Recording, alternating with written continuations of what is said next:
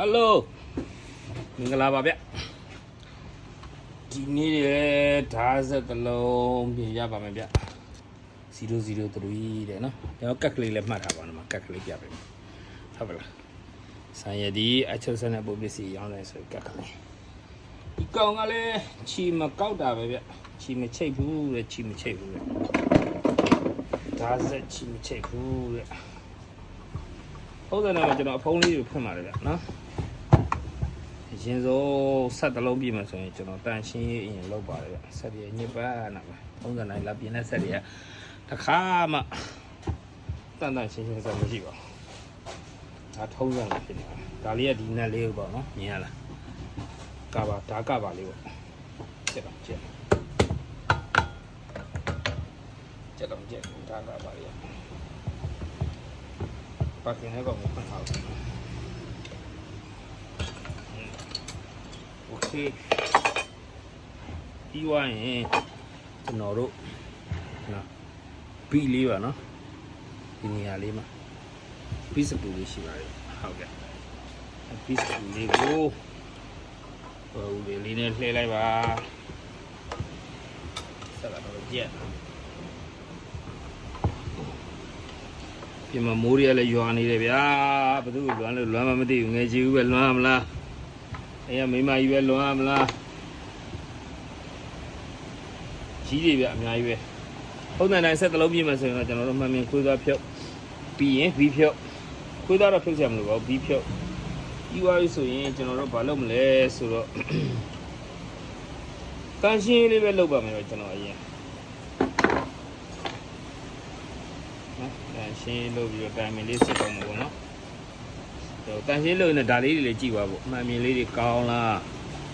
哪里啦，猪里啦，好，讲里的大理猪的，猪问题是多，臭没呀了，那比上的水里的哪里啦，土拉的也是啦，里面里的是不，一就弄啥个哪里呢？担心老板个，谁嘛担心啦老大吧？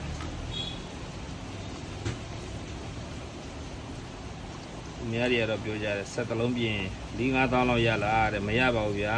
1တောင်းလောက်ပဲရပါတယ်ကျွန်တော်ပုံပွင့်လေးနဲ့ဝန်ခံတာပါအရင်ကြက်တဲ့ဆက်တွေပါဆိုတော့1တောင်းခွဲ2တောင်းအဲ့လိုပဲယူပါတယ်အပြင်ကလည်းကျွန်တော်ဆိုင်မှာဈေးမကြည့်ပါဘူးဗျကောင်းလိုက်တယ်မင်းလည်းမဆက်လေးရှိ我都啊，你莫说你那说出来了。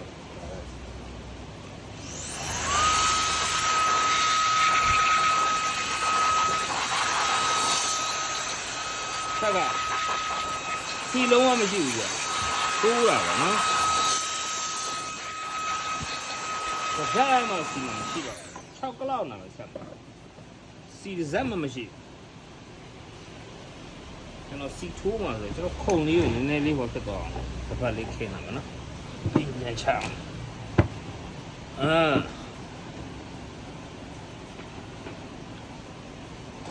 ဟာစီဒီမူချီတွေလည်းများတယ်ပဲဒီမှာချီတွေညံ့တယ်အများကြီးပဲထဲမှာဒါတွေကကျွန်တော်တို့စီထိုးပြီးတော့မလုတ်ပြီးပဲထားလို့လည်းရပါတယ်ဒါပေမဲ့ကျွန်တော်တို့ကတော့မထားပါဘူးဘာလို့ဆက်ကသုံးလို့ရတယ်လေသုံးလို့ရတဲ့အတွက်ကျွန်တော်မထားပါဘူးဟုတ်မလောက်ပါဘူးဒါလေးတွေကအကုန်လုံးထုတ်ပြီးပါတယ်ဒါတော့စီတနာပေါ့ဗျာသူရဲ့ဘဝရဲ့မဟုတ်ပါဘူးကိုလုပ်ငန်းမှာကိုထားတဲ့စီတနာပေါ့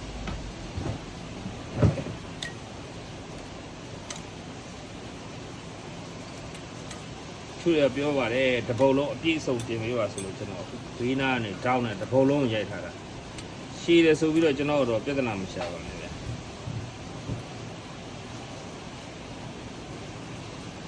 ုတော့ဒါဒီအသေးသေးကစများတွေကလည်းချုပ်လူကြကြည့်ကျင်ကြရလေဒ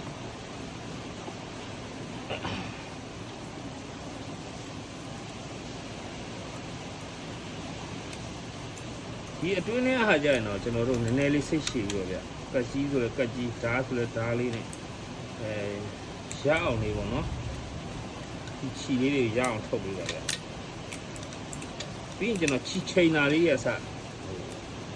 ပြင်ပြီးတော့ခြိပြန်ချိန်တာလေးအစသင်ပေးမယ်နော်ဗီဒီယိုတော့ဆုံးထိအောင်ကြည့်ပါတော့တယ်မရပါဘူးဗျာမရပါဘူးကကြီးမထည့်လို့မရပါဘူး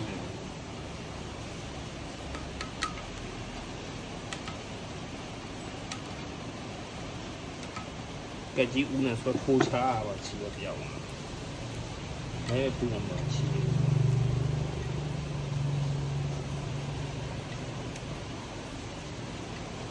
တချို့ဆက်တွေဆိုရင်ဒီတန်ရှင်းလေးလုပ်ပြီးတယ်ဆက်ကချီပြန်ထိုးပြီးချုပ်လို့ရတယ်ဗျအဲ့လေးပါလေးလဲပေါ့မပြင်ရအောင်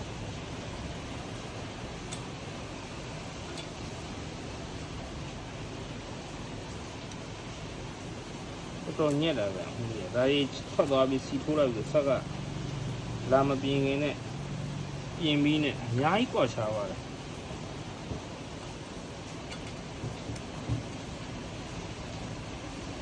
ဟောခုလေးမိုးရွာတော့လည်းငယ်ဘွားလေးတတိယသာမိုးကလေးညူလာရင်လွန်မြက်ရည်လူဝေဘလို့တန်ကောင်းလားဗျကောင်းလဲနားထောင်ကောင်းလဲနားထောင်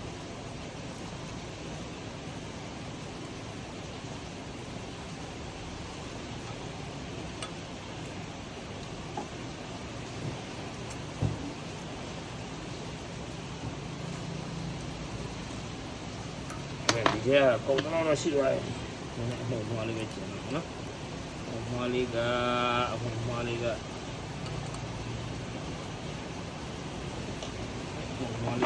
န်ထားရတယ်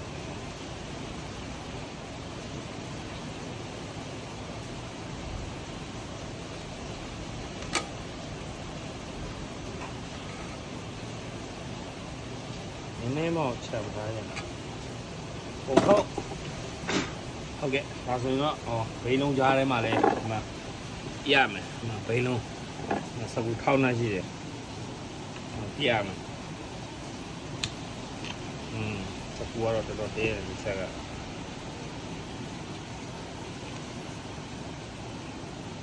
နော်ဟုတ်လားဒီမှာချီတယ်ဒီမှာတွေ့လားဒါကတော့ချွတ်လို့ရလို့ပေါ့ချွတ်လို့မရအောင်ဆိုရင်ကျွန်တော်ဒါတွေလှီးထုတ်ရမှာဆိုကြိုက်လှီးထုတ်ရမှာဒီမှာကြည့်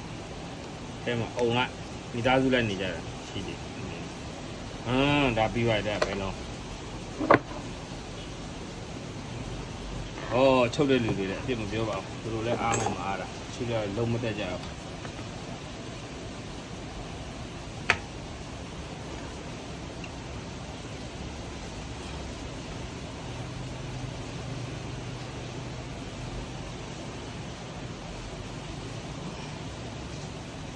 တန်ရှင်းလုပ်ပြီးတယ်ကျွန်တော်ထုံးစံတိုင်းစီထိုးပါမယ်ဗျနော်တစ်လုံးလုံးကိုစီနှံ့ပေါ့သူရဲ့စီထိုးပေါက်လေးတွေလည်းရှိတယ်ဒါကြောင့်အတွင်းကိုထိုးတဲ့ပေါက်နော်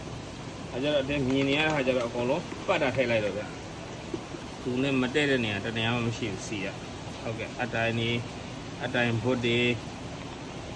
လှုပ်ရှားမှုသွားတဲ့ဟာတွေတခေါ်ထိုင်ဘုတ်တွေဆက်ကဘယ်ချုပ်ကောင်းလဲစီငန့်လားဆက်က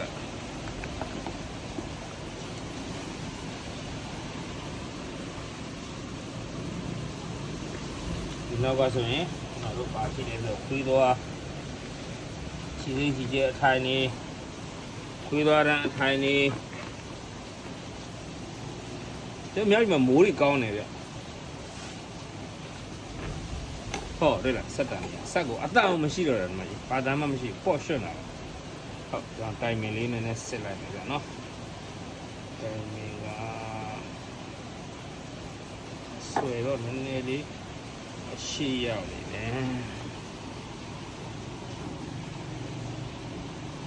တိုင်မင်လေးမဆိုးတော့လေးနည်းနည်းအောက်နေတယ်ဗျာနော်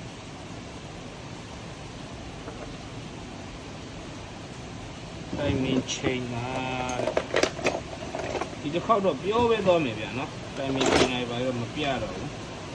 နောက်ဗီဒီယိုတွေမှာကျွန်တော်အသေးစိတ်ကိုအေးစစ်စစ်ဖြစ်တဲ့ချိန်တိုင်းကျွန်တော်ပြပေးပါမယ်ဗျာနော်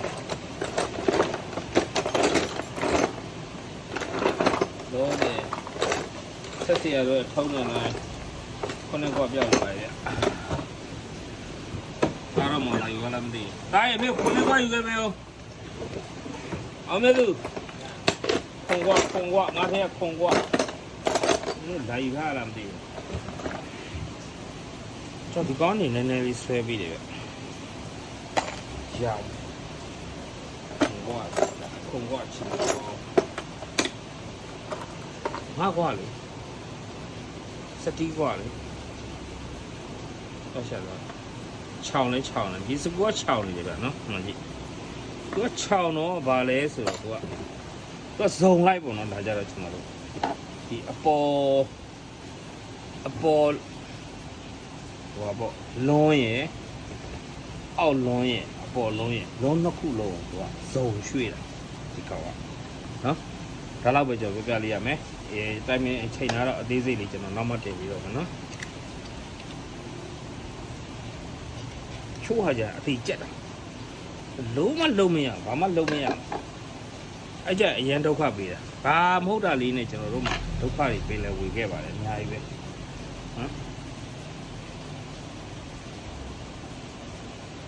မ်နည်းလေးမဆူတော့လေတိုင်မင်လွယ်နေပြီမတဲ့လေစိတ်တိုင်းမကြဘူးဖတ်မှာရိုက်ကြည့်ပါဖတ်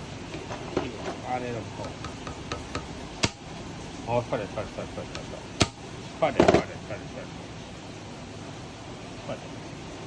ဆိုရင်ရထည့်အောင်โอเคပါဗျကျွန်တော်ပြင်ပြပါတယ်နော်အားလုံးရဲ့ရှိပါပဲပြင်ပြပါတယ်ပညာဆရာစားလည်းမချမ်းပါဘူးဗျဆရာလည်းမစားပါဘူး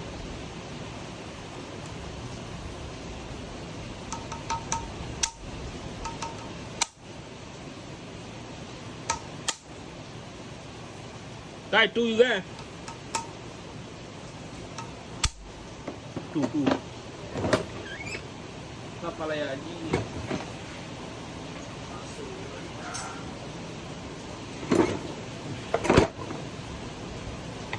ါနဲ့လေးရိုက်ပါပဲကြက်နေလို့ပါဗျ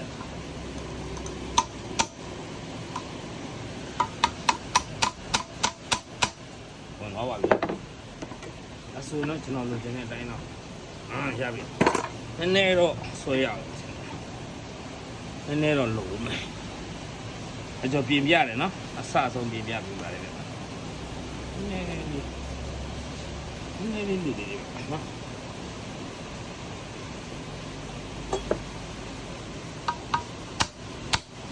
ဟိုဂျပန်ဒီပါဆိုရင်အရန်လောက်ကကန်ရတာအရန်လွယ်ပါတယ်အဲ့ဒီအခါကျအိန္ဒိယဆက်တယ်နည်းနည်းလေးကျက်နောက်ဆုံးပတ်တည်ဝင်သွားသူကအရင်များသွားရင်လေသူကအပေါ်နဲ့ကအလိုင်းမဲ့မတဲတော့တဲ့ခါမြကြရလေဆက်ကကြက်သွားတယ်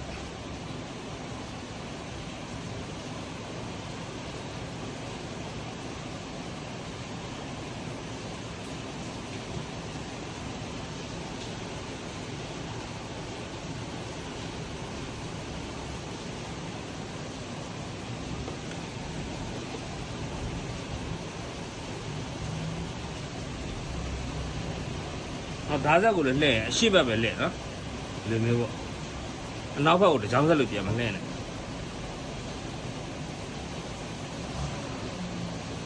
အစင်းနဲ့တိုင်မင်းလေးကအဆင်ပြေပြီပြန်နော်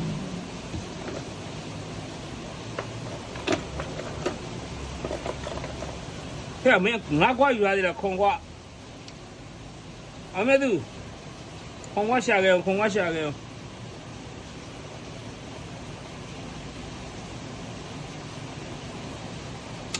ံကွာကောင်းလေးဝယ်တာဒီကွာလေးတွေလည်းခုံကွာပဲဒါမဲ့မကောင်းမြတ်မကောင်းရင်လက်တွေနာတခါလဲတင်းတင်းလေးနဲ့ကိုလူတော့လေးကြက်လိုက်အဆင်ပြေတယ်အဲ့ဆိုတော့တိုင်မင်ဟာ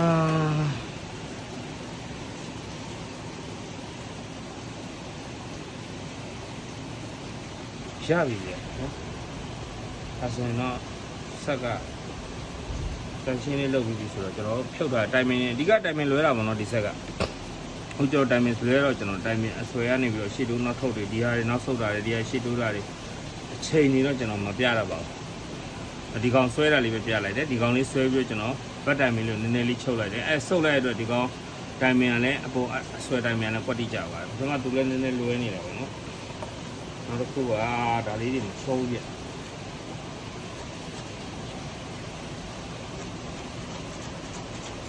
နောက်ပါလဲဆိုနည်းနည်းချုံးအောင်ညကိုဗလေးနဲ့ပုတ်တာပါနော်အဆွဲဖျားလေးတွေကတန်ကြီးကြိုက်တယ်လို့မျိုးကြမ်းဖြစ်နေတယ်ဆွဲလည်းကောင်းပါလေလောက်စီကိုရေချိုးသလိုတော့ဒီနေရာစီမရောက်သေးပါဘူး။ဒါအောင်ပြက်လာမပြက်လာခါရဲဆန်းလို့ရတယ်နော်။ဒီကိုတင်လိုက်ဒါလေးဟိုဒါပဲ။ကြည့်ကြ။ဘာလို့ပြီးပြီဗျ။ကျွန်တော်အရင်တော့မှန်မြင်လေးပြန်တက်မှာနော်။မှန်မြင်လေးစစ်ထားပြီးဆိုတော့မှန်မြင်လေးကောင်းလို့ဆိုတော့အသားလေးမှန်မြင်တက်တာလည်းလွယ်ပါတယ်နော်။ဖြုတ်မတက်တက်မတက်တဲ့လူတွေဒီမှာကြည်မှန်မြင်စကူနှလုံးမကြက်ခင်မှာကျွန်တော်တို့အတ္တကိုအပေါ်ဆုံးတင်လိုက်မယ်။တင်ပြရဆိုရင်ဒီမှာဒီအဆွဲဘဟအဝတ်လေးရှိတယ်အကောင်လေးကိုအရင်ထည့်လိုက်ပြီးရင်မစိုးတော့လေးအခလေးကိုအနောက်ပြန်လှည့်ချလိုက်နော်ဟောအရှိတူတော့အလေးအပေါ်ပြတ်တင်လိုက်ဒါဆိုရင်ခွက်တိကြအောင်ဖောက်ရင်လည်းထုံလေးလေးကောင်းမယ်သူ့ကိုဟိုအရှိကအဆွဲနှစ်ခုကိုလော့အောင်ဒါလေးမလိုက်မပြီးရဆိုရင်အရှိတူနောက်ဆုံးဘိန်းလေးကိုလှည့်ပြီးတော့ဆွဲချွတ်ပါတော့ထည့်ရင်လည်းထုံလေးကောင်းအရင်ထည့်လိုက်ပြီးရင်သူလွတ်တဲ့နေရာလေးကိုအဆက်ကလေးကိုရှိတူနောက်ဆုံးလေးလှုပ်ပြီးတော့ထည့်လိုက်အောင်ဗျသူကွက်တိကြရခါကျရင်ကွက်တိပဲ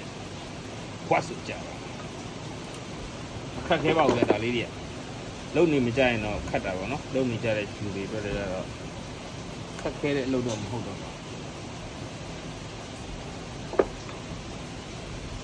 စကူနှလုံးရှိတယ်တစ်လုံးတက်ပြီးတော့တစ်လုံးမှာပြောက်လို့လိုက်ရှာ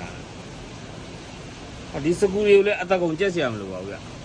ဒီစကူတွေကိုဒီမှာကျွန်တော်ပြမယ်ဒီမှာလေးနေယူလိုက်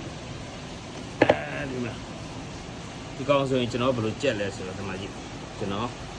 ဆုံးသွားပြီစကူဆုံးသွားဆိုရင်လက်လေးနဲ့ပဲအသားလေးကြက်တယ်မှာအားနဲ့ကြက်စရာမလိုနည်းနည်းလေးပေါ့နော်ဒီလောက်လေးပဲဒီမှာတွေ့လားโอเคအားနဲ့ကြက်ရင်ပြန်ဖြောခတ်တယ်ဗျသူကလည်းကြက်ထွက်တာမှမဟုတ်တာအသားလေးဒီမှာโอเคရှာကြီး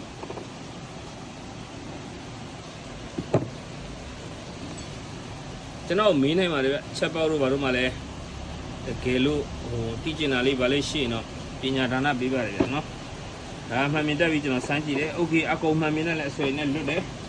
အဲ့ဆိုကျွန်တော်ပြီးပြန်တက်ပါနောက်တစ်ခုကအတင်မှာစက်ပစ္စည်းတော်တော်များများမှာအရင်ဆုံးဖြုတ်တဲ့ဟာကိုနောက်ဆုံးမှတက်ရတယ်ထုံးစံမှာပစ္စည်းတော်တော်များများပေါ့နော်ကြိုပြီးတော့တက်ဖို့အဆင်မပြေတဲ့ဟာရှိတယ်ဥပမာကျွန်တော်ဒီဘီအရင်တက်ပြီးတော့မှမှန်မြင်ပြန်တက်မယ်ဆိုရင်ခက်ခဲတာပေါ့အဲ့လိုဖြစ်သွားတော့တက်လို့မရဘူးလားဆိုတော့မဟုတ်ပါဘူးတက်လို့ရပါတယ်ဒါပေမဲ့ခက်ခဲတယ်လွယ်ကူမဖြစ်တော့ဘူးအဲ့ချိန်မှာအဲ့တော့ကျွန်တော်ဘီကသူ့ဘာသူအမှန်ကလိုင်းကြပါတော့နော်ဒီလိုလေးဒါလေးစပူလေးတွေကိုထောက်ပြီးလိုက်ရင်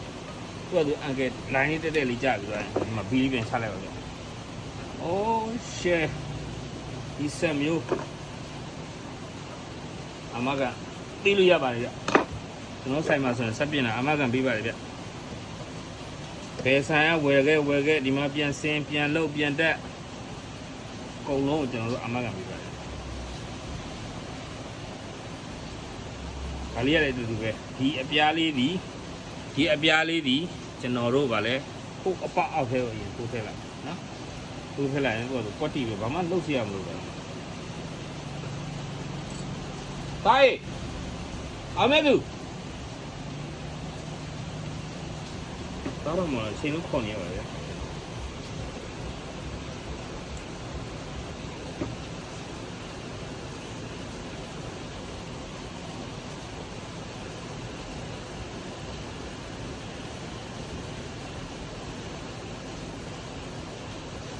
ဒါရီကဓာလေးနဲ့လွတ်အောင်ချိန်တယ်နော်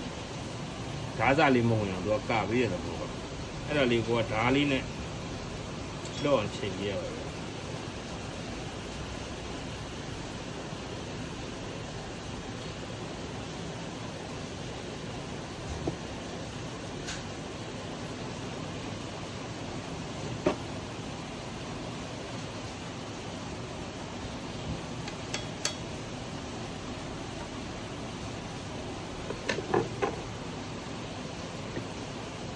နော်ပြီးသွားရင်ဒါလေးပြန်တက်ကြည့်โอเคဖုန်းလေးပြန်ပေးโอเคဒါကျွန်တော်ခြီထုတ်ပါမယ်နော်ဆက်ကိုရှေ့မှာခြီထည့်ပြီးတော့ခြီထုတ်ပါမယ်ခဏလေးနားပါမယ်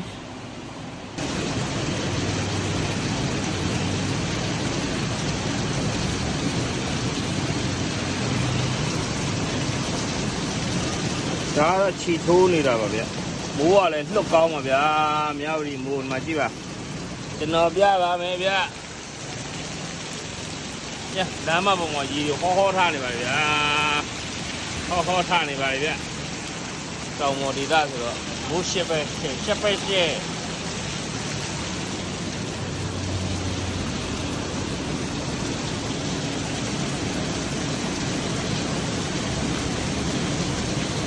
ဒီထိုးတာတော့မတင်တော့ဗျာဘာဖြစ်လို့ဆိုတော့မခက်ခဲဘူးလေအရင်ဟောကျွန်တော်မမြင်ရတာလေ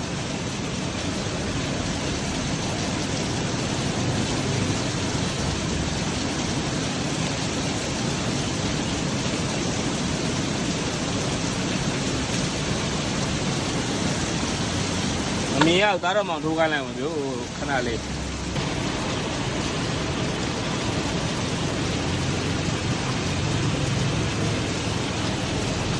နောက်ဆုံး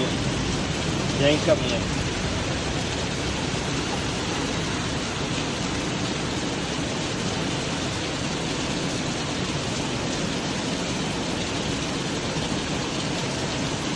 ဒီကအကောရွေးရှိပါသေးတယ်ဗျာ3 နာရီကျော်4 နာရီရှိပါသေးတယ်မှောင်ဘူးကုန်ပြီဆိုတော့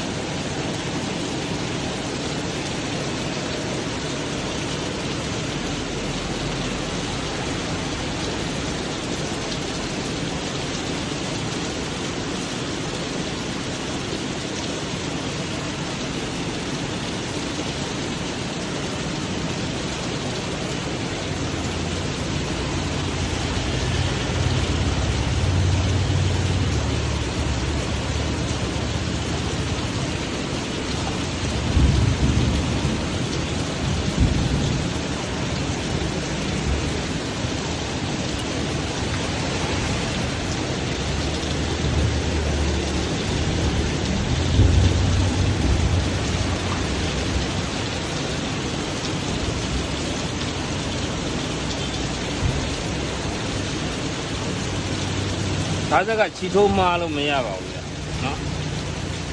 ဟိုနားမလဲဘူးဆိုရင်လည်းနားလဲတဲ့လူတွေကိုမေးအောင်းတော့သူခြီအလိုက်မှန်လေးနဲ့မှပြင်ပြတာဗျာ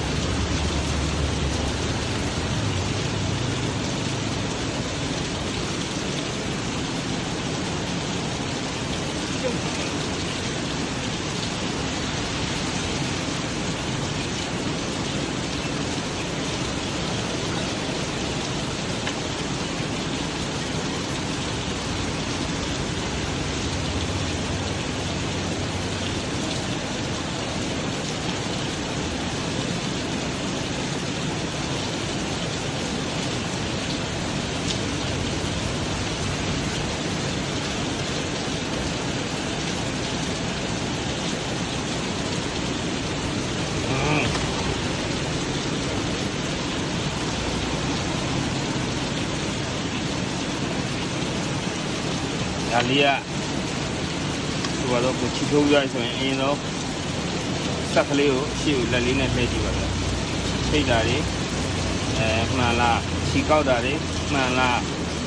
ဒီလိုမျိုးလေးထိတ်ကြည့်ပါโอเคတော့မှန်နေတယ်ဗျာနော်အရော်တင်းလေးကြောင့်ဆွဲကြည့်မယ်ဒါလေးကလည်းရောနေတယ်တင်လိုက်မယ်ဘယ်လိုပဲအရင်ရောနေလဲရှေ့မလှဘူးနော်ဒီကောင်ရောဒါလည်းပုံနော်တူတက်မှာဗျ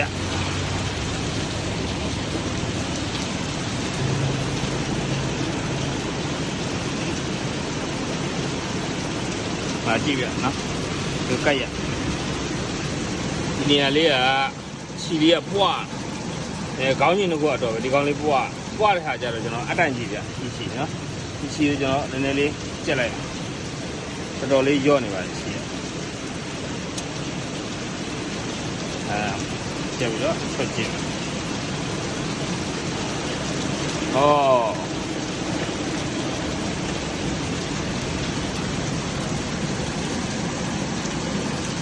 ကတ်သွားပြီနော်ဒါပေမဲ့များပါတယ်ဗျ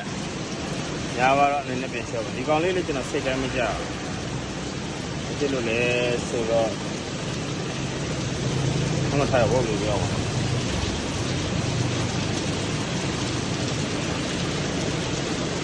တော့ဒီချောင်းဝမ်းနိုင်နေပဲအားကြောင့်မလို့နော်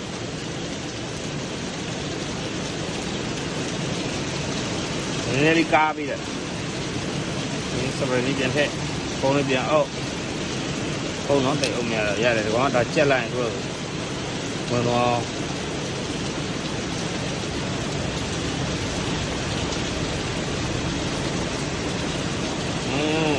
နည်းနည်းစီးသွားတော့ဒါဆိုရင်သူမချောင်ထွက်တော့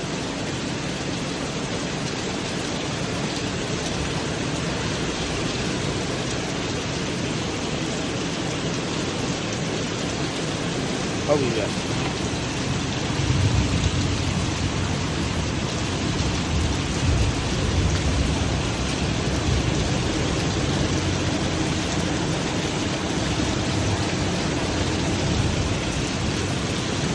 ရှယ်ပဲ